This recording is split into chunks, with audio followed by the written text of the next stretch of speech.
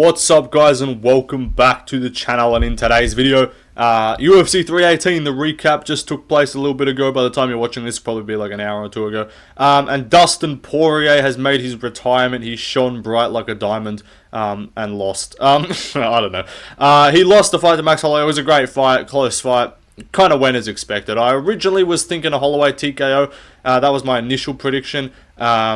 But I changed to a decision. And the TKO looked very likely. And if you know, you know. On stream, generational sweat, generational nerve watch. Because I was down pretty much all my money because I bet and I had some good bets and I was up a decent amount. And then fucking Zellhuber lost, and so I was like, oh, fuck you, because I had a bunch of parlays relying on Zellhuber. So I was like, emergency fucking bet. I rebet Holland, Kopylov, and like Holloway fight to go decision, some shit like that. And then, of course, Ige loses, and then, of course, fucking Holland loses, and then, of course, Kopylov loses. So I'm like, okay, I'm fully cooked. So either I just tank my $300 loss and just have my worst week ever, or I go full retard and fucking deposit $1,000 and bet it on the fight to start round 3. So that's what I did, and we made back our money. We made a $30 profit on this card. But this was like a generational sweat because twice, there were multiple occasions in round 1 and 2 where I was nervous that this fight, Poirier got dropped in the first, Holloway, and he got hurt again in the second, Holloway got dropped even late in the second, so this was an absolute like nerve watch. But overall, the fight was great. It's going to be a quick recap because I got to get this out and go to work. Overall, yeah, round 1 and 2 was incredible. Round 2 was one of the best rounds ever. And then they sort of chilled off in 3, 4, and 5. Not chilled off, but like it wasn't just a barn burner. And then obviously Holloway does his point to the ground in the 5th round, scraps it out. And yeah, don't point to the ground and trade with Max Holloway. It just doesn't work. Like Poirier, if Poirier had actually traded there, he kind of shelled up a little bit. If Poirier had actually traded there, he would have been flatline KO'd. Like Holloway was just so much quicker and so much more aggressive. Poirier, like he said yes, and he kind of didn't want to do it. Clearly, because like as soon as Holloway started landing, he kind of like backed up and shelled up. But the fight was sick. I scored it kind of like 4-1 max. I thought 3-2 was like, you can give it 3-2, but you can't. First and second is clear. First, second, and fifth are clear max, and then it's a stretch to give even the third, I think, or the fourth to Dust. Like, I think there's a better argument for 5-0 max than 3-2 max, to be honest. But yeah, great promo and shit in the retirement. I don't know why they're showing Anthony Smith so much in Dustin Poirier's retirement promo. I would have thought it would have been better to like get his past opponents. Like, why are we getting Adesanya and Nunes and shit? Like, get like what's it called? Get Khabib, get Islam, get Chandler, get Gaethje, get Max, get like that would have been cool. Like that would have been Max in the post-fight interview kind of dragged it a little bit. Like he wrapped it quickly. He wrapped his own interview and said, "This is not about me. Give it to Poirier," which is good, which is what you should do if you're fighting someone who's retiring and you beat them. But then he goes and kind of runs in there and says, "Hey, you guys aren't cheering loud enough. Cheer for Poirier." It's like, alright, shut up, bro. But no, the fight was sick. Incredible fight. Somehow, I just saw Dana's press conference. Vtori versus Allen. One fight of the night. I just feel like you could have given it to D-Rod Holland. You could have even given it to the main event. Like, that's a kind of historic send-off to get a fight of the night in your final fight. And no, but like, Vtori Allen was good. It was a great fight, but like after round 1, it kind of like just became Allen just tuning up Vtori at range. But still, great fight overall. And this brought me back because I was like in such a bad mood for pretty much the whole. I was in a great mood for the prelims because we started the card 8-1. We started the card 8-1 and we ended the card 9-5. So we went 1-4 on the main card, which to be fair, I think most people would have. Because not really many people, some people could have gone 0-5. Not many people picked Costa.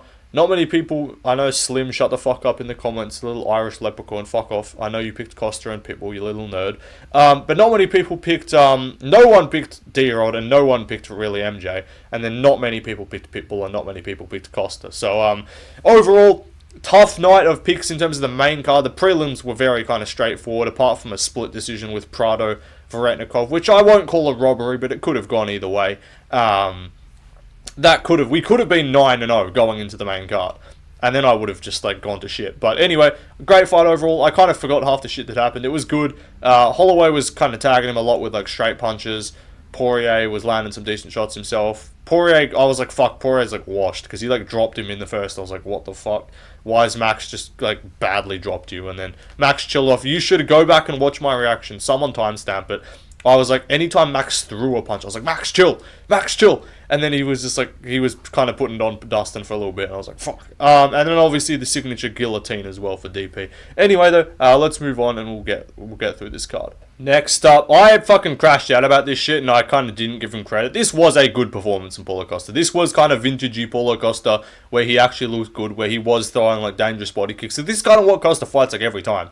But normally he just doesn't win because he fights people who are good. I was raging at Roman Kopylov the whole time to fucking do something, because it felt like this man was just backing up and just letting himself get slammed with body kicks and just blocking them and just really not doing anything else. Like, he got rocked. It was like, bro, what are you doing? And Kopylov fought shit, but Costa looked good. I don't know. He won all 3 rounds. Like, Kopylov probably won the 3rd, but it's like there was no urgency. Also, shout out to Lucas Tracy for that generational take when he said a while ago that after Roman Kopylov beat Josh Fremd, Lucas Tracy dropped the take that Roman Kopylov would beat Robert Whittaker, Israel Adesanya, everyone in the top 5, everyone in the top 10 except maybe Dricus, was his words. He said Dricus is the only Dricus, and he said maybe Strickland.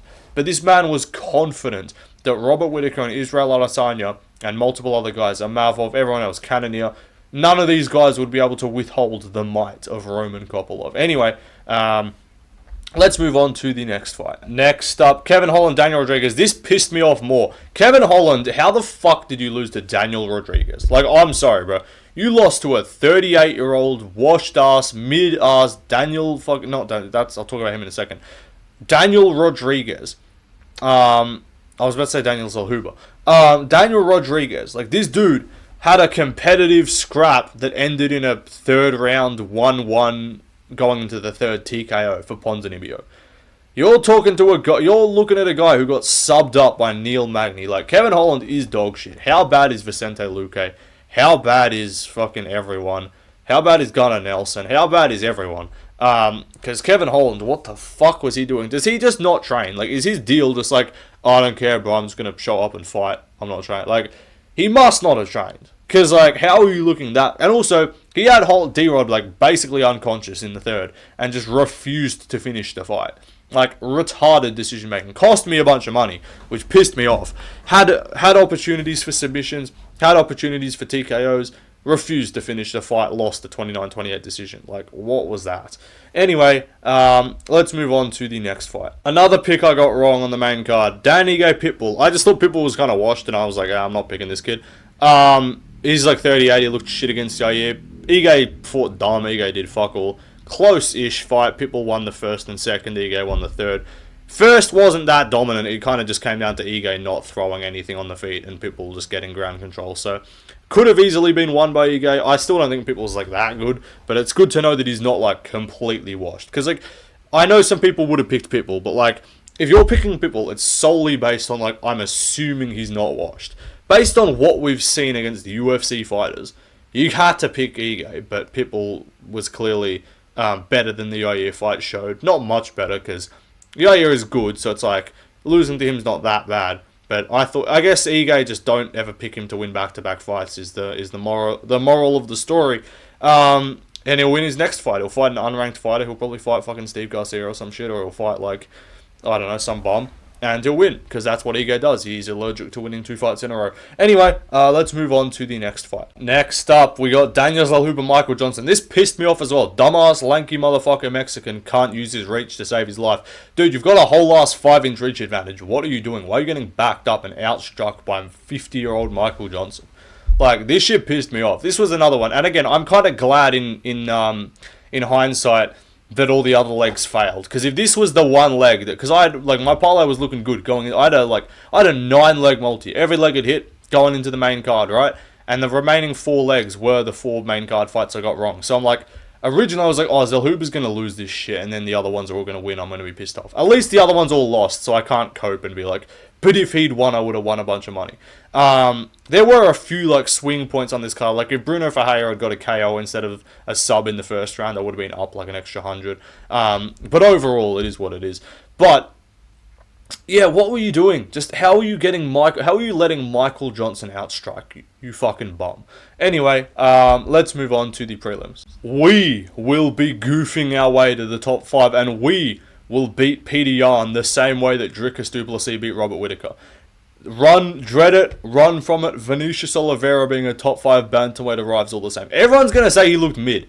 He always looks mid, dude. This dude doesn't look technical ever. This dude swings windmill punches in elbow range. Like, he looks retarded. He's just athletic as fuck, and he's got power, and he marauds forward, and he's got a good shin, and he doesn't care about anything you throw.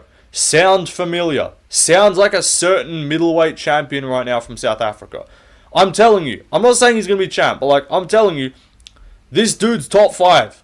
He's going to be top 5. Look into it. Like, that's what happens. These goofballs come along, and they look mid, and they get held down for half the fight, and they lose the first round, and they look goofy, and they fall over, and they do dumb shit. And they fucking win.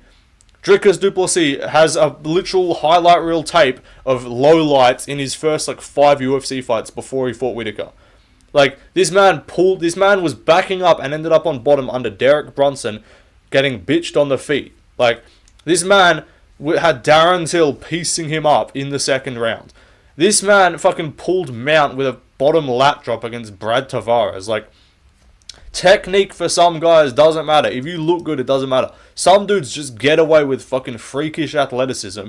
And also, am I wrong for saying the comparisons between Peter Yan and Robert Whittaker are, unbelievably similar? Both highly technical. Both guys that kind of won a belt, never really didn't defend it and kind of didn't get to hold on to it, but clearly still a top 3 fighter in the division. Both guys low finishing potential, but just highly technical kind of. Both guys take a little bit to get going, better off suited for 5-rounders. Both a little bit susceptible to losing the first or getting overwhelmed a little bit. Like, I'm telling you, look into it. Vinicius Oliveira is going to fucking be top 5. Like, Marcus McGee, this kid's name is not beating Peter Yan. I'm telling you, this dude's going to get a fight with a Peter Yan or a Corey Sandhagen, and everyone's going to be like, oh, there's no chance he wins. He's not technical. He looks like a bum. And he's going to win, because that's what he does. He looks shit in all of his fights and wins. To be fair, he kind of schooled Ricky Simone, but he looked mid as hell against Said Nurmagomedov in the first and won. He looks mid against Kyler Phillips in the first and won. It doesn't matter. Results are results. If you're winning fights, it doesn't matter if you... The difference is, if you're winning fights in dominant first round KO fashion and then all of a sudden you start to look mid when the competition gets higher, I'm good with that. If you're just always looking mid against every fucking opponent you face but still winning, I'm actually better off with that. To me, that's you fight kind of to the level of your opposition and you goof it up and you are able to just win. So, goofball maxing has a place in the sport. Not every division has a signature goofball, but bantamweight definitely does. His name's Vinicius Oliveira. We want Cheeto Vera next in Brazil and we are going to fucking school him. Anyway, let's move on. Marvin Vtori, Brendan Allen. This was a great fight. I don't agree with it getting fight of the night, but it was good. These two kind of came out scrapping. I was like, wait, why are these two fighting aggressively? And then I remembered they hate each other. And I also remembered that they didn't put them on the press conference, which was a massive miss. But this fight was really cool. They came out just trading. Allen was rocking him low-key. I was like, is he about to just sub him immediately? And then Vtori kind of ended up on top for a bit, landed some shots. And then in the second and third, it kind of just turned into Allen just piecing up Vtori at range a bit. It was a great fight, but I would not have given this fight of the night anyway. Let's move on, though, to the next fight. Next up, Prater Verenov. This was just another low fight IQ display from both guys, to be honest. Verenov displayed zero grappling capability, except for when Prater just handed him opportunities. And Prater just pisses me off, because this dude has a fucking 69-inch reach, yet he decides to be a welterweight despite being literally the size of a fucking featherweight. This dude is literally if Dan Ige just bulk maxed and bloat maxed to 170. I guarantee you stand this man next to Dan Ige, he's just a bulkier version of Dan Ige. Why are you at welterweight? What are you doing? And also, your game doesn't work to be a midget. You don't have a pocket boxing game. You don't have good hooks. You're not like Rebecca, who can work a lot a small reach. You're not like that. You're not like Ilya. Ilya's not got a midget reach, but you're not small and effective. You're just small and just undersized, and you refuse to grapple half the time. And when he did grapple and he actually got him down straight away, he could have probably rode out the first round, because Verenov is in his entire career has not displayed the ability to get up from bottom. Yet, no, we're just going to we're gonna use our midget little legs that can't actually lock on a triangle and try and get a triangle on this dude and give up bottom position and lose the first.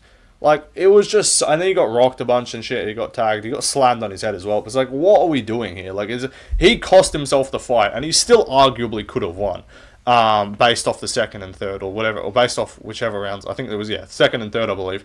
But just dumb fucking fighting from Prater. Anyway, let's move on. Next up, Ateba Gautier versus Robert Valentin. This kind of went as expected. Gautier is just going to kill all these unranked bums. Middleweight unranked pool is like shit, so he's going to beat most guys. Like, there'll be a fraud checking eventually when he just gets someone who has either a good chin or is able to just kind of not care or grapple him or something. But Valentin is not that guy. He's fun when he's fighting a lower level of opposition, but he got just smooshed by Finney and just smudge maxed. But Gautier just came out there, just threw bombs on him, just bombs, and just KO'd him. Like, it was always going to kind of happen. I should have loaded up way more on Gautier and Doutov KO than I did, but I chucked all this other bullshit in there, like fucking Holland's bum ass. Anyway, he's a prospect. He'll be top 10 at middleweight just via athleticism and power, because, you know, Marvin Vtori's top 15. Anyway, let's move on. Next up, Doutov Fugit. Similar situation. Layup. Dude who's just not physically capable of competing against him. Doutov was looking like a little bit mid, but he was kind of just more patient than mid, and then he just went for it, cracked him, put him away. My memory of this card is dog shit, because I'm very tired. I got like no sleep, so I missed a few of the early fights. I caught this one, obviously, but good win for Doutov. And I did cash a Doutov and Gautier both by round 1 KO bet. But I also had a separate one with the third leg of Bruno Ferreira, round 1 KO. Stupid me, should have just put round 1, would have made $100. Anyway, all good. Let's move on. Jimmy Crute displayed like white belt level fucking armbar offense for a while, and then eventually got it because Prachnio couldn't defend. He looks awful on the feet as always. Jimmy Crute gets a takedown. Marcin Prachnio can't grapple. Crute gets an armbar. I'm like, oh, he's gonna tap him, and then like, he just didn't. If you get an armbar, you're supposed to put both legs over the head. Like, you're supposed to put one or like on the body, like below the arms, and then you're supposed to put one kind of on the neck area, so you get leverage and you stop them from being able to posture up. Jimmy Crute said no, and just Prachnio postured up and should have got out of it if not for the fact that he's shit and can't defend grappling. So yeah, good win for Crute. Called the submission. Anyway, let's move on. Ryan Spann smoked Lucas Brzeski. Honestly, like, I know we've been kind of ranting and raving about Walter Walker getting 3 hooks in a row. How do you not take down and sub this guy immediately? I guess it's because he's open to guillotines and not fucking heel hooks, but like, bro, Ryan Spann just bullied this man, took him down, mounted him basically, went for like a head and arm for a bit, and just then immediately just, as soon as Brzeski gets up, just traps him on that front headlock. Spann gets the guillotine often, a lot. I thought he'd get him by TKO just because Brzeski usually gets finished by, like, Mick Parkin and Waldo Cortez Acosta both finished this guy. But I thought Spann was like a bit dog shit. I still picked Spann to win, but I was like, I thought Spann was kind of mid because like Waldo put him away. But if this was his first performance at heavyweight, instead of them giving him a ranked guy straight away and they're just giving him a bum, we would probably be talking about Ryan Spann as like mythical fucking grappler Ryan Spann with IQ is gonna win fights. But yeah, it's good. He's chill. He did well though. Cringe on the mic as always, but you know, it's all good. Anyway, next up, Bruno Ferreira. I missed both of these fights. So Bruno Ferreira kind of struck with Jackson McVeigh for a little bit, got taken down, then shook him off the top, ended up on top, transitioned to an armbar mount, very nicely done. And then Carly Giudice, I didn't watch the whole fight. She just tuned up Nicole Kalari, I assume, and then finished her with a knee to the body in the third round. Bonuses were weird. There were 6 straight finishes. The whole main card was decisions, which is fucking mental. But we had a 7-fight decision streak to end the card, which was tough because we started off so good. The whole early prelims were finishes, and then Gautier was a finish. So we had 6 straight finishes, and then, no, never mind, 8. So it was 6 straight finishes followed by 8 straight decisions. Like, you can't make this shit up. Anyway, the card was good overall. 9-5 on picks. 9-5 on picks. Again, no one picked D-Rod. No one picked Holland. Not many people. Sorry, no one picked D-Rod. No one picked Zellhuber. Michael Johnson, sorry. Not many people picked Costa. Not many people picked Pitbull. So the only other close fight that I got wrong was the Verenov fight. Unlike Guru and Kenny Okoye, I didn't pick Marcin Prachnio or Lucas Brzeski. So at least I'm not that retarded. I think them guys went fucking 7 and 6 on picks, but The only fight that I'm like, that was close-ish, that I'm like, okay, yeah, fair enough, I got the call wrong, was Verenov Prater. And Costa Kopolov was a close-ish, but not many people picked it. I should have seen that Costa, like, hasn't really lost to anyone bad. Like, that was the kind of logic there. Anyway, though, goodbye. I gotta get to work. See you later.